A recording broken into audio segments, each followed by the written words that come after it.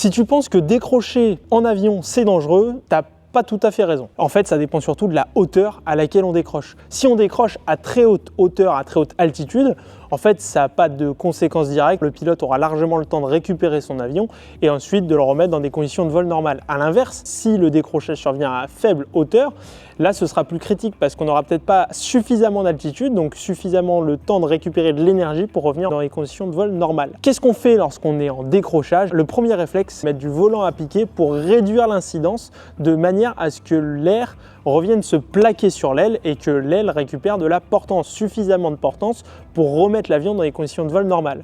Une fois qu'on est en variation d'assiette à piquer, que l'avion commence à reprendre de la vitesse, qu'on revient sur une incidence de vol normale, on va pouvoir faire une ressource légère, pas brusquement parce que là on risque un décrochage secondaire, on est déjà à faible vitesse avec une incidence élevée, donc l'idée c'est pas de repartir dans un nouveau décrochage, donc ressource souple en raccompagnant avec de la puissance et ensuite on remonte finalement comme à l'issue d'un décollage. Comme d'habitude, abonnez-vous, si vous avez des questions, n'hésitez pas à me les poser en commentaire. On se dit à la prochaine, allez à plus.